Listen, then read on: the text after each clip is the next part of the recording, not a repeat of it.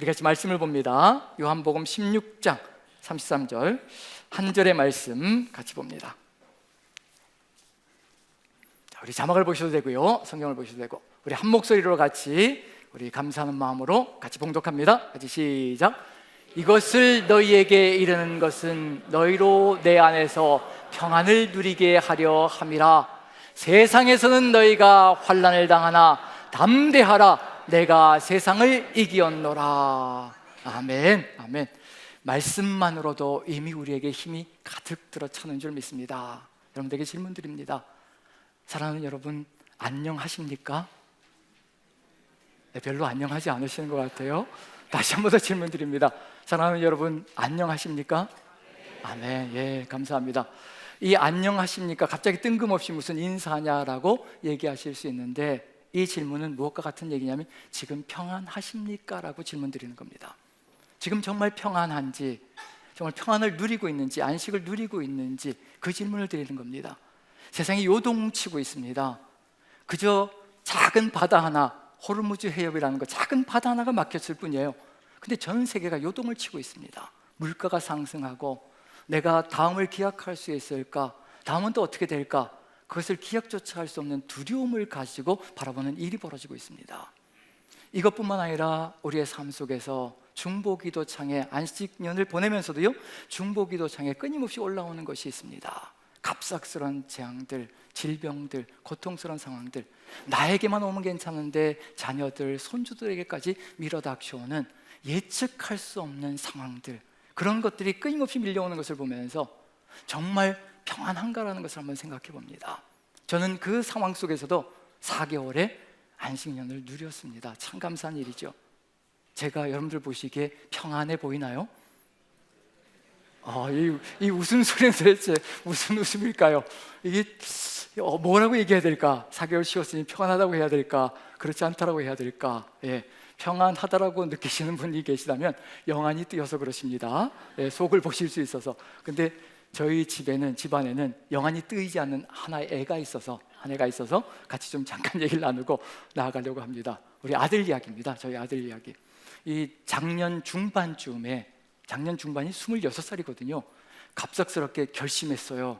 아빠, 엄마, 공부하기로 했어요. 네, 별로 안 들으시네요. 다 집에서 들으시는 얘기가 봐요. 공부하기로 했어요.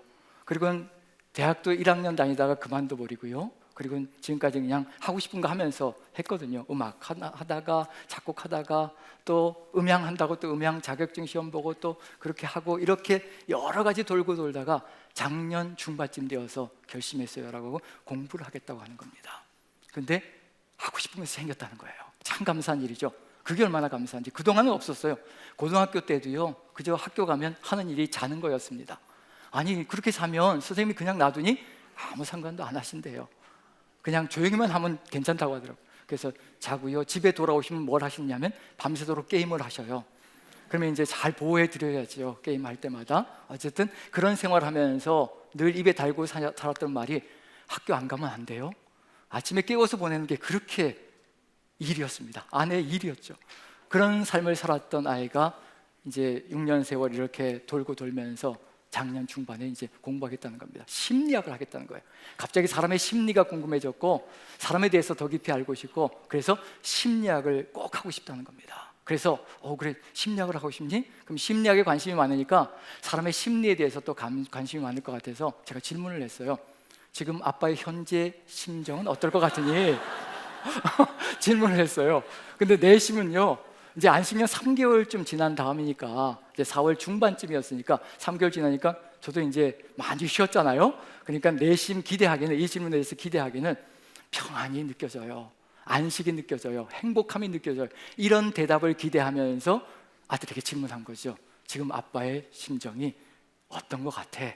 라고 질문했더니 두 번도 생각 안 하는 거예요. 고통. 이게 웬일입니까? 전혀 상상하지 못했던 대답이 나오면 고통이라는 겁니다. 보기엔 그렇게 보였던 거죠. 그래서 만회를 해야 되니까, 이러면 안 되는, 만회를 해야 되니까 또 질문을 했죠. 만회를 하려고. 그럼 왜 그런 것 같아?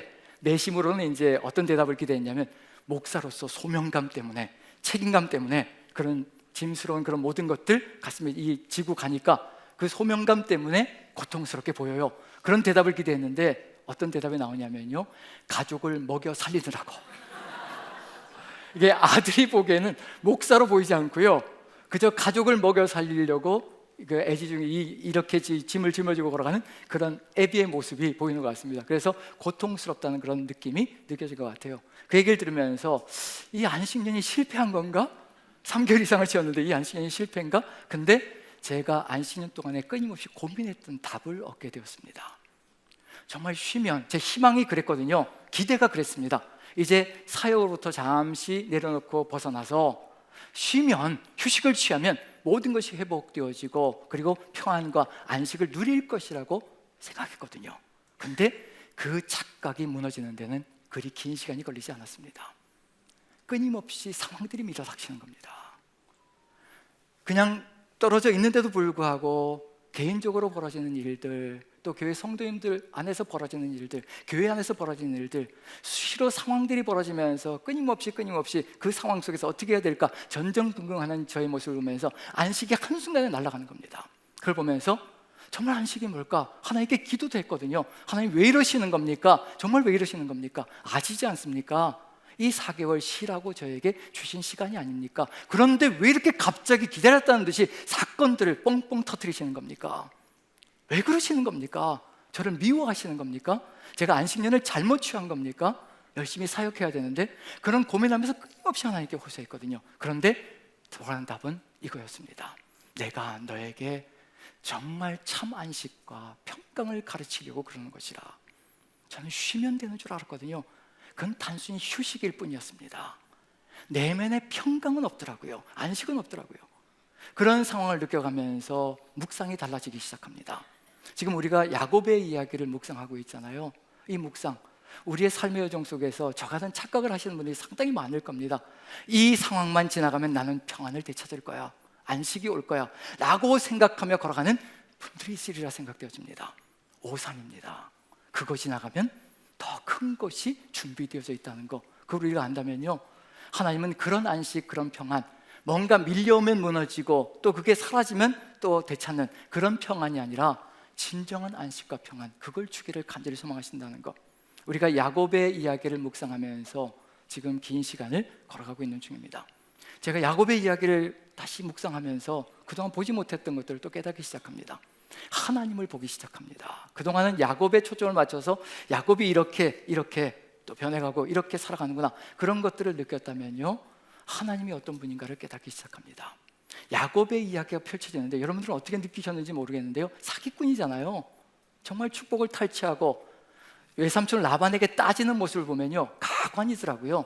내가 어떻게 외삼촌을 섬겼고 외삼촌의 짐승을 내가 어떻게 쳤는데 어떻게 이럴 수가 있습니까? 라고 하는 적반하장의 그 모습을 보면서요, 외삼촌의 양을 칠 때 약한 양들이 새끼 뵐 때는 술수를 안 부리고요, 약한 것은 외삼촌 것이 되게 만들고 튼튼하고 튼실한 양들이 새끼 뵐 때는요, 자기 술수를 다 부려가지고 자기 것이 되게 만들어 놓고, 그렇게 다 빼앗고 약한 것은 외삼촌 거, 강한 건 자기 것, 그렇게 다 만들어 놓고 내가 어떻게 외삼촌을 섬겼는지, 왜 이 지경으로 이렇게 나를 못 살고 입니까? 왜 이렇게 쫓아옵니까? 라고 얘기하는 그 모습을 보면서 적반하장이거든요. 정말 말 그대로 축복도 탈취해서 도망가고 있는 그런 상황. 그런데 야곱의 이야기를 읽으면서 느낀 건 뭐냐면요, 단 한 번도 하나님께서 야단을 안 치시더라고요. 축복을 탈취해서 그 베델이라는 장소, 루스라는 장소에서 돌베개 베고 잠을 자는 그때 하나님이 나타나셔서 야단 치실만 하잖아요. 너 그따위로 살다간 죽는다, 내가 널 버릴 거야 라고 얘기하실 수가 있거든요. 한마디 야단도 치지 않으시는 겁니다.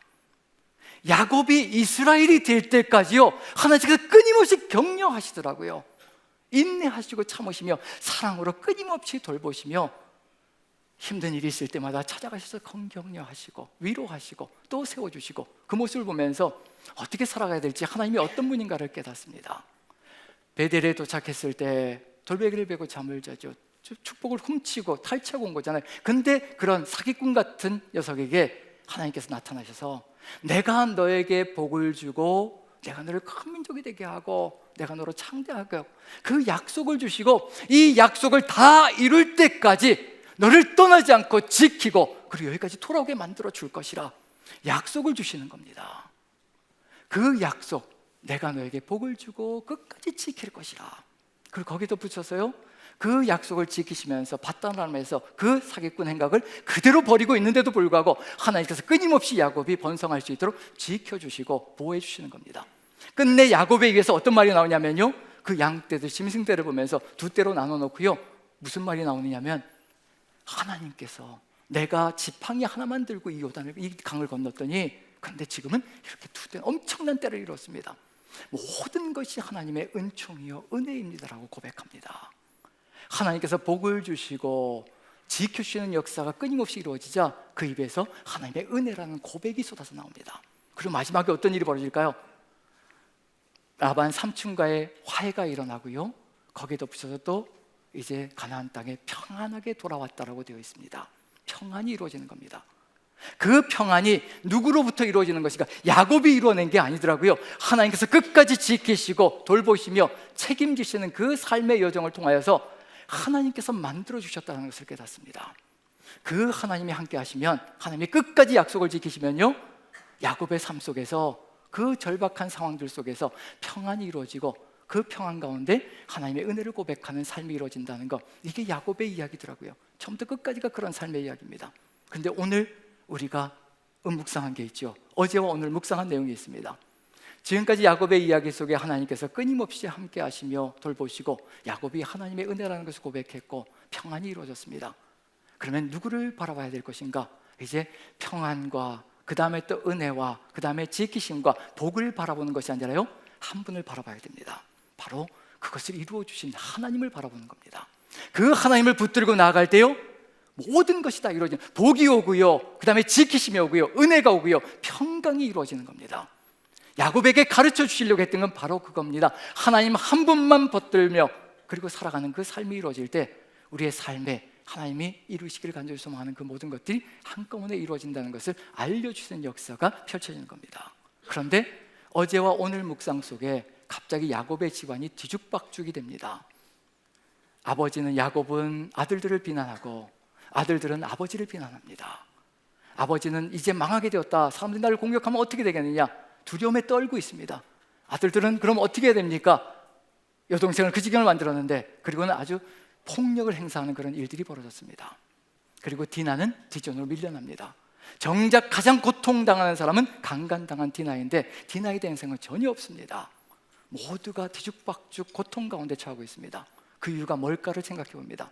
분명히 하나님의 복이었고요, 지키심이었고 은혜를 고백했고 평강이 가득 찼다라고 고백했던 삶이었는데 모든 것이 다 무너져 버렸습니다. 이유가 뭘까요? 창세기 34장 그 한 장에 없는 것이 있습니다. 25장부터 35장까지 야곱의 이야기가 펼쳐지는데요, 모든 장마다 항상 하나님의 이름이 들어갔거든요. 여호와 하나님의 이름이 들어갔습니다. 34장에 여호와 하나님의 이름조차 나타나지 않습니다. 인간의 생각으로 살아가고 있거든요. 누구를 잃어버렸기 때문인가? 지켜주시고 복을 주시고 은혜를 내려주시고 평강을 우리에게 허락하시는 하나님을 잃어버린 겁니다. 세계 많은 땅에서 물질적인 풍요를 누리면서 모든 것이 안락하게 이루어지기 시작하자 하나님을 버리는 겁니다. 잃어버린 겁니다. 그래서 무너지는 겁니다. 그래서 평강이 사라지는 겁니다. 우리가 기억해야 될 것은 무엇일까요?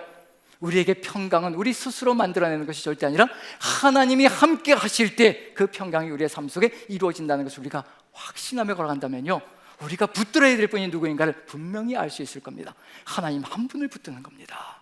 그것이 바로 야곱의 이야기입니다. 오늘 이 시간에 정말 삶의 질곡과 어려움들 그리고 삶의 고통스러운 상황들이 우리 엄습에 들어온다면요, 하나님만이 답입니다. 정말입니다. 그 하나님을 붙드는 것이 힘이고 능력이고 모든 것을 극복할 수 있는 힘이라는 것을 우리가 믿는다면요, 오늘 우리가 해야 될 것은 다른 것이 아닙니다. 하나님을 붙드는 겁니다. 바로 이와 같은 삶, 이 야곱이 잠시 잃었던 이 하나님을 우리는 절대로 잃어버리지 않게 하나님께서 우리에게 하시는 것이 있습니다. 하나님만 바라보게 만들어주시는 거거든요. 그게 뭐냐면 우리에게 주시는 말씀입니다. 바로 임팩트 있게 패키지로 이 모든 야곱에게 하셨던 이 모든 것들을 묶어가지고요 주시는 말씀이 있습니다. 하나님께서는 나는 이런 하나님이라는 것을 알려주시는 겁니다. 평강, 평안이라는 단어가 나올 때마다요 편안한 삶이 없습니다. 성경 속에서 평강이라는 단어가 나오면요 모든 순간들이 안정이 되어 있기 때문에 평강이 아니라 거기에는 찾아야 될 분이 있기 때문에 평강이라는 단어가 들어가 있습니다. 하나님께서 주시는 말씀이 있습니다. 한번 살펴보죠. 그걸 묶어서, 야곱의 이야기 전체를 묶어서 보여주는 내용이거든요. 민수기 6장을 한번 봅니다. 민수기 6장. 자, 24절부터 26절까지 우리가 너무나 잘 아는 내용이죠. 그런데 이 내용이 야곱의 평생을 다 묶어 놓은 이야기입니다. 그걸 우리에게도, 이스라엘에게도 우리에게도 이와 같은 약속을 주시는 겁니다. 잊지 않게 만들어 주시는 겁니다. 같이 한번 읽어보죠. 시작. 여호와는 내게 복을 주시고 너를 지키시기를 원하며 여호와는 그의 얼굴을 내게 비추사 은혜 베푸시기를 원하며 여호와는 그 얼굴을 내게로 향하여 드사 평강 주시기를 원하노라 할지니라 하라. 하나님께서 원하시는 것, 간절히 소망하시는 것이 뭔지 보십시오. 여호와는 내게 복을 주시고 지키시기를 원한다. 야곱 그 사기꾼 같은 존재를 복을 주시고 지키셨던 것처럼 너를 복을 주고 지키기를 원한다라고 약속해 주시고요, 거기에 덧붙여서 또 얼굴을 우리에게 비추사 은혜 베푸시기를 원한다라고 우리에게 말씀해 주십니다. 그리고 마지막은요, 얼굴을 우리에게 향하여 드사 평강을 주시기를 간절히 소망하신다는 것, 이게 바로 하나님께서 간절히 소망하시는 우리를 향한 하나님의 뜻이라는 것을 알려주고 있거든요. 평강입니다. 그런데 분명히 기억해야 될 것이 있습니다. 이와 같은 것들을 주시기를 간절히 소망할 때가 언제인지 한번 보시라는 겁니다. 민수기 6장이거든요 민수기 6장에 내가 너를 지키고 복을 주고 은혜를 베풀어 주고 평강을 주겠다라고 얘기하는 이것이 언제 주신 것인지 보시라는 겁니다. 민수기 6장은요 이제 광야로 들어갈 준비를 하고 있는 겁니다. 평탄하고 안정된 삶이 기다리고 있는 것이 아니라는 겁니다. 우리의 삶도 마찬가지거든요. 끊임없이 우리의 삶 속에는 광야가 펼쳐져 있습니다. 지금 이 순간에도 광야를 겪고 있는 분들이 계시고요, 또 광야를 걸어갈 준비를 하고 있는 분들이 계십니다. 우리의 삶은 절대로 끝이 아닙니다. 광야가 바로 눈앞에 펼쳐져 있는 그 상황 속에서 그 광야, 아무것도 없는 것, 사람을 죽이는 절망스러운 장소, 그곳으로 드내보내는 그 순간에 하나님께서 약속을 주시는 겁니다. 내가 너에게 복을 주고 너를 지킬 것이라. 그게 나의 간절한 소망이라. 내가 원하는 것이라. 너에게 은혜를 베풀어 줄 것이라. 풍성하게 너에게 은혜를 퍼부어 줄 것이라. 너에게 평강을 허락할 것이라. 이게 하나님께서 광야로 들어가기 전에 이스라엘 민족에게, 우리에게 주시는 약속입니다. 하나님은 다 아시는 겁니다. 무엇이 우리를 이끌어갈 수 있는지, 무엇을 세워가는지, 여기서 우리가 바라보는 게 복이고 지키심이고 은혜고 평강이라고 한다면요, 우리는 놓칠 수가 있습니다. 조금만 힘들어지면 놓칠 수 있거든요. 그런데 누구를 붙들어야 될 것인가? 복을 주시고 지키시고 은혜를 베풀어 주시고 평강을 주시는 분이 누구이신가를 봐야 됩니다. 하나님이십니다. 여호와께서 그 여호와께서 함께 하시면 광야도 물이 솟아나는 강 같은 장소가 될 수 있고요, 풍성한 장소가 될 수 있고, 하늘에서 만나가 내려오는 모자람이 없는 장소, 모든 것을 채워주시는 장소가 됩니다. 우리의 삶의 여정 속에서요, 끊임없이 닥쳐오는 것이 있습니다. 손주가 갑자기 극심한 질병 가운데 처해서 정말 눈물 뿌리며 기도하는 성도님이 있습니다. 우리의 삶 속에서 예측하지 못한 그런 상황들이 끊임없이 닥쳐오거든요. 하나님께서는 이미 그걸 알고 계셨습니다. 알고 계셨기에 우리에게 어디가 힘인지, 무엇을 바라봐야 되는지, 누구를 붙들어야 되는지 작은 신음소리에도 응답하시며 우리를 바라보시는 그 주님을 우리가 붙들고 나가기를 간절히 소망하신다는 것을 알려주고 계시는 중입니다. 내가 원하는 건 이것이다라고 알려주고 계시거든요. 그리고 평강이라는 단어가 나올 때마다 결코 좋지 않은 상황입니다. 구약성경 속에서요, 이스라엘 민족이 그 평강을 잃어버릴 때 하나님께서 나타나서 하시는 말씀이 있죠. 선지자를 통해서 주시는 말씀이 있습니다. 예레미야를 통해서 주시는 말씀인데요, 한번 읽어보시면 많이 들었던 말씀인데 언제적에 주시는 말씀인가 한번 읽어보죠. 예레미야서 29장 1절, 11절만 읽어봅니다. 같이 읽습니다. 시작. 여호와의 말씀이니라. 너희를 향한 나의 생각을 내가 아나니 평안이요 재앙이 아니니라. 너희에게 미래와 희망을 주는 것이니라. 민수기 6장은 제사장을 통해서 이스라엘 민족에게 주기를 소망하는 하나님의 간절한 소망이 뭔지 알려주시는 겁니다. 제사장들까지 타락한 시절이거든요. 예레미야 시절은요, 제사장들도 자기 마음대로 살아가는 시절이었습니다. 그때는요, 선지자를 또 세우셔가지고 나는 이것이 너희들을 향한 나의 마음이다라고 또 편지를 써서 보내는 겁니다. 예레미야 선지자에게 포로로 먼저 잡혀가 있는 이스라엘 민족에게 바벨론에 편지를 보내라, 내 마음을 전해라, 편지를 쓰게 만드시는 겁니다. 그리고 이렇게 얘기하는 겁니다. 바벨론 포로로 잡혀가 있으면요, 절망이거든요. 처절합니다. 인권조차도 누릴 수 없는 장소가 바로 그것이거든요.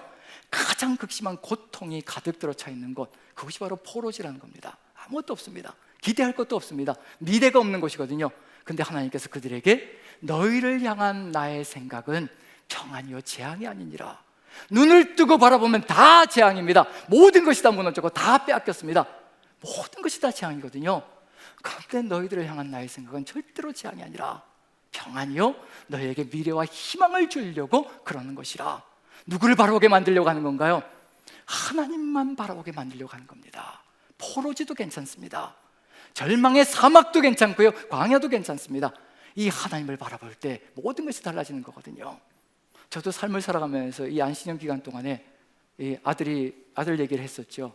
아들이 공부를 한다고 하니까 감사하지요. 결심을 하고 공부를 한다고 하니까. 근데 염려가 훅 밀려 들어오는 겁니다. 작은 것 하나에도 흔들리는 것, 이 정도까지가 아니어도요, 작은 것 하나에도 염려하며 걱정하며 근심하는 게 인생이거든요. 뭐가 걱정일까요? 결심하고 이제 뭘 해야 될까요? 공부를 거의 10여 년 세월 동안 넋놓고 살았으니까 이제 뭘 해야 되는 거예요? 공부를 해야 되는 거잖아요. 수능을 봐야 되거든요. 심리학과를 가려면 수능을 봐야 되는데 아무것도 준비된 게 없어요. 10년 세월 동안 공부를 안 했으니 그럼 이제 어디로 가야 될까요? 입시학원을 가야 되거든요. 종합반을 들어가야 되는 겁니다. 그래서 작년 11월부터 이제 종합반에 들어가서 공부를 하는데 또 뭐가 있어야 될까요? 종합반 들어가면 저는 예전에 미처 몰랐어요. 입시 종합반이 그렇게 비싼 줄 예전에 미처 몰랐습니다. 이게 필요하더라고요. 자, 그런데 제가 이게 있을까요? 없을까요? 제 물질관의 지론은 뭐냐면요, 사례비를 받으면, 하나님께 주신 사례비를 주시면 플러스 마이너스 제로를 만드는 게 제 물질관입니다. 최선을 다해서 물질을 쓰다가 한 달 주신 것이 남으면 하나님께서 보여주시는 것을 흘려보내는 것. 그래서 하나님이 필요하다 하시면 제가 흘려보내고, 제가 필요하다면 하나님께서 저한테 흘려보내주시고, 그게 참 재미있습니다. 정말 때로는 절박감이 들어오지만요, 뭔가 미래를 생각하면 절박감이 들어오지만요, 매일매일 기적을 볼 수 있는 놀라운 역사가 있습니다. 정말 행복합니다. 그런데 당장 이제 뭐가 필요한 거예요? 학원비가 필요한데 얘기는 했어요. 그래, 뒤를 밀어주마 라고 얘기를 했어요. 근데 이게 매달 그렇게 나가는 돈들이 딱 짜여져 있으니까 목돈이 없는 거죠. 이거 어떻게 해야 되나? 염려가 확 밀려 들어오기 시작합니다. 이게 재앙인가? 이게 정말 축복인가? 라는 생각이 밀려 들어오기 시작하죠. 그런데 하나님께서 또 수를 강구하셔서 다 알아서 해주시는 거. 그래서 올해 초반에요, 이제 연말정산을 해야 되는, 그래서 교회 기획팀에서 연말정산해서 자료를 보내주셔야 됩니다. 그래야 정리가 됩니다. 그래서 연말정산을 하기 위해서 이제 국세청 홈페이지에 들어가야 되는 거죠. 그래서 국세청 홈페이지에 들어가서 연말정산을 이제 하는 거죠. 근데 이상한 거예요. 연말정산은 다 리스트가 이제 가격 비용이 다 떠야 되는데 국민연금이 제로가 나오는 거예요. 이상해요. 분명히 사례비에서 국민연금을 공제를 하는데 이상한 거예요. 제로가 나오는 거예요. 그래서 이상하다 싶은데 한만 해봐도 제로가 나와서 어쩔 수 없이 이제 기획팀에 넘겼어요. 그랬더니 기획팀장님이 전화를 했어요, 저한테. 목사님, 이상합니다. 아니, 교회에서 사례비에서 국민연금을 공제하고 지금까지 이제 사례비를 드렸는데 국민연금이 제로라니요. 연금공단에 한번 전화해서 확인 좀 해보시지요. 그래서 그래요? 저도 이상하다고 생각했는데 계속 그렇게 나와서 그럼 제가 한번 전화해보죠. 그래서 전화를 했어요. 했더니 공단에서 하시는 말씀이, 김재구님은 만 60세가 되는 24년 1월까지만 납부가 되시는 거고 그 이유는 납부 안 하셔도 됩니다. 만 60세까지 납부하시는 겁니다. 그래서 제로가 나오는 게 맞습니다. 2년 동안 납입하지 않으셨습니다. 그리고 63세가 되면 이제 연금을 수령하시게 됩니다. 제가 벌써 내년에 연금 수령자가 되는 거예요. 이런 일이 벌어지더라고요. 세상이 어떻게 되는지 이렇게 늙어버렸네요. 어쨌든 그렇게 얘기해서 그렇습니까? 그래서 팀장님에게 얘기했죠. 이게 연금공단에서 만 60세, 그러면 이제 24년 1월까지거든요. 24년 1월까지 제가 납입이 되었고 그 다음부터는 안 내는 걸로 되어 있다라고. 그랬더니 어이구 목사님, 그럼 저희는 공제를 계속해서 사례비를 드렸거든요. 그러면 목돈 받으시게 생겼는데요. 저희가 공제한 것을 다 환급해 드려야 됩니다, 목사님한테. 몇 년치를요? 2년치를요. 24년 2월부터 시작해서 올해 2월까지 이제 2년치를 이제 환급을 해가지고 교회에서 저한테 이제 일주일 뒤에 통장으로 입금이 된 거예요. 어떨까요? 뭐를 채울 수 있는 것이 되었을까요? 학원비를 채우라고. 근데 돈을 채워주신 것이 감사하고 감격스러운 것이 아니라요, 하나님께서 다 아신다는 것이 저를 감격스럽게 만들었습니다. 저는 작년 중반쯤에 아들이 마음이 변하여 결심이 굳어져서 공부를 하겠다는 그 마음을 먹을 것인지를 전혀 모르고 있었습니다. 근데 우리 하나님은 다 아신 거예요. 2년 전부터 적립을 하시기 시작하신 겁니다. 그걸 주시려고요. 우리 하나님이 그런 분이신 겁니다. 우리가 보기엔 염려이고 걱정이고 재앙이라고 생각하는데요, 하나님은 아니다, 평안이다, 내가 너에게 평안을 주려고 이러는 것이라, 하나님을 바라보기 시작하면 평안이 온다는 것을 알려주시는 겁니다. 내가 준비하고 내가 계획할 수 있는 것이 아무것도 없다는 것을 다시 한번 깨닫고요, 하나님만 바라볼 때 하나님은 계획이 있으십니다. 부모님의 계획이 있고 자식이 계획이 있는 것이 아니라요, 하나님이 계획을 가지고 계십니다. 다 아십니다. 우리가 어떤 타이밍에 변화되어져서 하나님을 향하여 죽어면 나가게 될지, 우리 자녀들의 삶 속에서도요, 질병이 밀어 닥치지만 이것이 어떤 영향을 미치며 온 가족의 믿음으로 나가고 그 병중에 있는 그 자녀가, 그 손주가 하나님과 함께 평생을 걸어갈 수 있는 재산을 만들어주고 있는 귀한 길이라는 것을 하나님은 아시고 계시는 겁니다. 우리가 그와 같이 눈을 열어 주님이 바라보시는 그것을 같이 바라보며 간다면요, 어떤 상황 속에서도 평강을 누릴 수 있는 존재가 되고요, 끊임없이 은혜를 고백할 수 있는 존재가 됩니다. 우리에게 다가오는 모든 환난들, 재앙들이요, 절대 재앙이 아닙니다. 주님은 이미 평안을 계획하셨고 미래의 희망을 계획하셨습니다. 자녀들 때문에 고통스러운 분들이 계시다면 기대하십시오. 지금의 그 곤란한 모든 상황들이요, 또 배우자 때문에 고통스러운 분들이 계시다면요, 지금 그 어렵고 힘겨운 그 상황들이요, 반드시 하나님의 계획 속에 가장 아름다운 평강으로 빛날 날이 온다는 것을 믿으십시오. 주님이 함께 하십니다. 그 주님께서 역사하실 겁니다. 그래서 우리가 해야 될 것이 있습니다. 그게 뭘까요? 바로 12절입니다. 이걸 하라는 겁니다. 나에게 부르짖으라는 겁니다. 내가 다 계획을 가지고 있고 내가 모든 것을 다 세워놓았으니 다른 것 바라보지 말고, 사람 쫓아가지 말고. 사람 쫓아가다가 배신당합니다. 너무 아픕니다. 하나님만 바라보시라는 겁니다. 하나님만 바라보라고, 제발 나만 바라보라고. 자, 12절 같이 한번 읽어보죠. 같이 시작. 너희가 내게 부르짖으며 내게 와서 기도하면 내가 너희들의 기도를 들을 것이요. 들을 것이라고. 내가 계획한 것을 이루어가기 위해서 나한테 기도하라는 겁니다. 나에게 부르짖으라는 겁니다. 그런데 최고의 기도의 응답이 뭘까요? 이겁니다. 우리 기도하면서 혼돈 가운데 빠질 때가 뭐냐면요, 왜 내가 기도했는데 응답이 없으신 겁니까? 이것이 최고의 응답입니다. 하나님은 그래서 기도하라는 겁니다. 바로 13절입니다. 같이 한번 읽어보죠. 시작. 너희가 온 마음으로 나를 구하면 나를 찾을 것이요 나를 만나리라. 나를 만나는 것이 응답이라. 나를 아는 것이 최고의 응답이라. 나를 아는 것이 희망이고 힘이고 능력이 되는 것이라. 하나님을 아는 겁니다. 기도를 통해서요, 응답받으려고 기도하는 것이 아니라요, 하나님을 만나기 위해서 기도하는 겁니다. 하나님이 지금도 예배하고 계시며 그 하나님이 나를 사랑하신다는 것을 다시 한 번 더 확인하는 겁니다. 그래서 응답을 맡길 수가 있습니다. 어떤 응답이든지, 하나님, 나를 사랑하신 하나님, 비록 내 눈에는 지금 재앙처럼 보일지라도, 환난처럼 보일지라도 우리 하나님께서는 이미 평강을 예비하시고 우리에게 가장 좋은 것을 예비하시고 이끌어 가시는 전능자 하나님이심을 믿습니다. 그 하나님을 만나고 믿고 신뢰하는 것이 최고의 평강이라는 것을 믿으십시오. 그 길로 인도해 가시는 겁니다. 그 길로 인도해 가시며 우리의 삶을 열어갈 때 어떤 상황이든지 괜찮습니다. 누가 계시기 때문에요? 하나님이 나를 붙들고 계시기 때문에, 하나님이 나를 인도하시기 때문에, 나에게 가장 선하고 가장 좋은 것, 복을 주시고 지키시고 은혜를 베푸시고 평강을 주시기를 내가 간절히 원한다라고 하시는 그 하나님이 내 삶을 이끌어 가기에 두려움 없이 주를 받들며 주와 함께 걸어가는 그 길을 열어갈 수 있다는 얘기거든요. 그래서 오늘 예수님께서 우리에게 가르쳐 주시는 것이 있습니다. 마지막 가르침이라는 겁니다. 요한복음 16장은요, 이제 마지막 입을 열어 제자들에게 가르치는 겁니다. 17장은 기도하시고요, 우리 위해서 기도하시고, 그리고 십자가로 가시는 겁니다. 맨 마지막, 가장 마지막의 가르침이 바로 이거라는 것. 십자가 가시기 전에 이것만 기억하면 된다.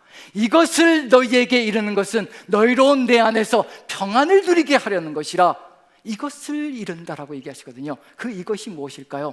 바로 앞절에 있는 겁니다. 바로 앞절에 있는 것, 바로 16장 32절입니다. 그걸 우리가 가슴에 새기면요, 우리도 주님과 같이 십자가도 담대히 짊어지고 가는 존재가 된다는 것. 그래서 한번 같이 읽고 마무리 짓도록 하죠. 요한복음 16장 32절 같이 읽습니다. 시작. 보라, 너희가 다 각각 제 곳으로 흩어지고 나를 혼자 둘 때가 오나니 벌써 왔도다. 그러나 내가 혼자 있는 것이 아니라 아버지께서 나와 함께 계시느니라.